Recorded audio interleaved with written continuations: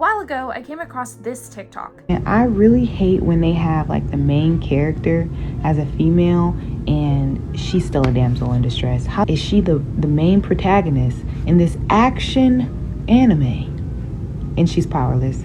In the comments, someone mentioned Nanami Momozomo, the protagonist from the fantasy romance anime and manga Kamisama Kiss. My initial reaction to this was, well, obviously, of course she's rescued by the older and more powerful love interest. It's a romance.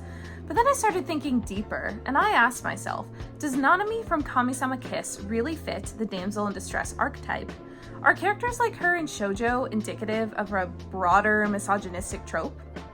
First, we should define what exactly the damsel in distress archetype is. According to Andrea Hayes, an archetype is a very typical example of a certain person or thing that fit fundamental human motifs. The archetype of the damsel in distress is a woman in some type of danger, whether that be kidnapped by a wicked foe or threatened by some villain or monster.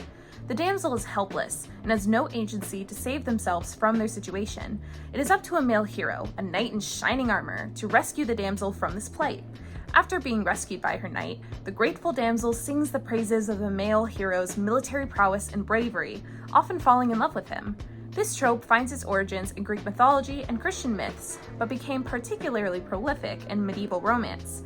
The modern-day fantasy genre took much inspiration from medieval romance, especially early fantasy literature written by men. Sapphire Louise Falkenberg says women were seen as powerless, as objects to be either saved or seduced in these early male-authored works, while male heroes were portrayed like the chivalrous knights of old, leading to the damsel in distress trope making its way into our modern media.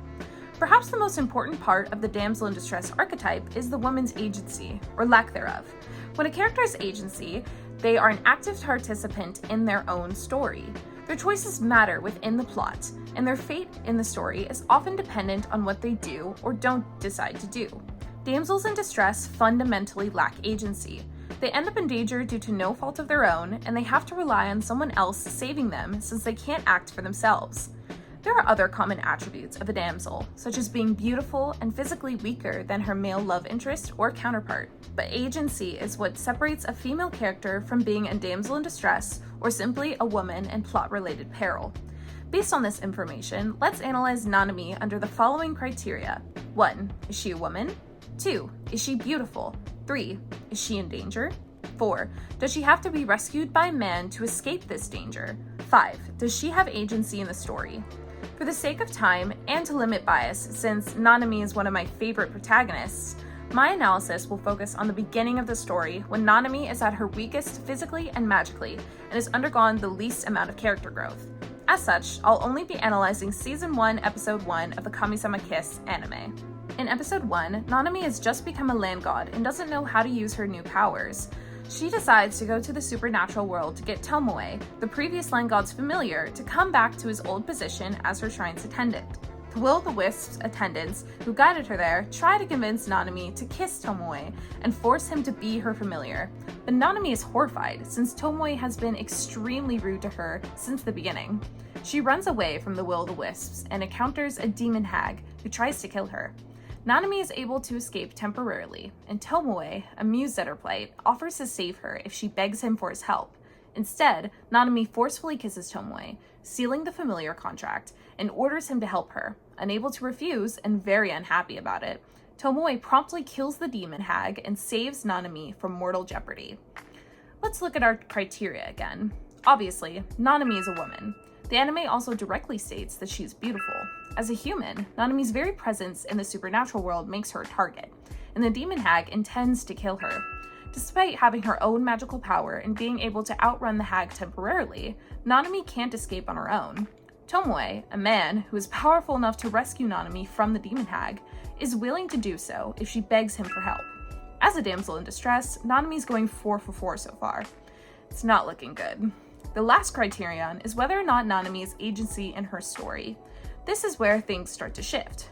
First of all, Nanami chooses to go to the supernatural world herself, rather than being forced under duress. Her presence in the supernatural world is due to her own decisions moving the plot forward, rather than the plot moving around her as she reacts. Additionally, while even Tomoe calls Nanami helpless, she's able to evade the demon hag on her own before Tomoe even offers to help her.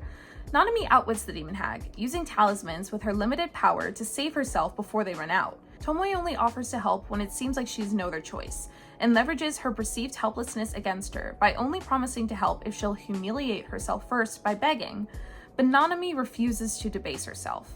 In the end, it's not Tomoe's kind, brave, or chivalrous nature that compels him to save Nanami. Instead, it's Nanami's own god magic, since when she forces an unwilling Tomoe into a familiar contract, Tomoe has no choice but to save her from the hag with her pride intact. Nanami is not as passive as Tomoe or some viewers of the anime think she is. She doesn't just stand by and wait for a man to appear her and save her all woe is me. She uses her own strength and intelligence to get herself out of danger, utilizing the tools and people around her to her own benefit. If Nanami had caved to Tomoe's condition, he would have saved her on his own. But instead of letting Tomoe toy with her like he wanted, she makes him enter a magical contract with her and orders him to save her against his will. Nanami does have agency in her own story. She is not a passive character who relies solely on others and can't act on her own. Her choices do matter, and even if it isn't her own physical strength or power that saves her, it is her own intelligence and decision-making. Because Nanami exhibits agency, she is not, in my opinion, a damsel in distress.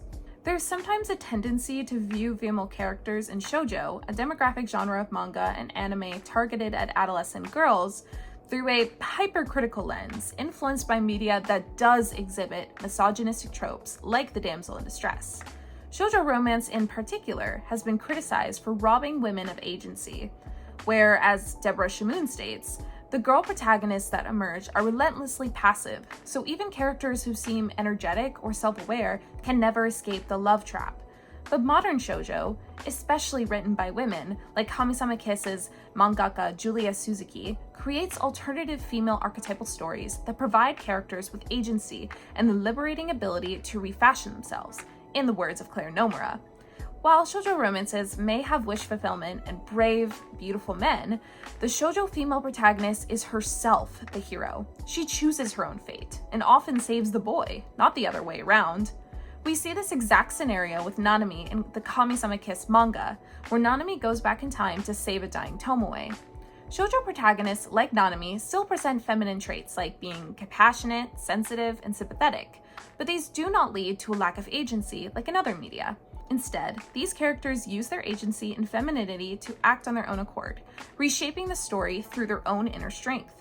So the next time you see a shoujo leading lady be saved by her love interest, ask yourself what strength really is before you criticize her lack of it.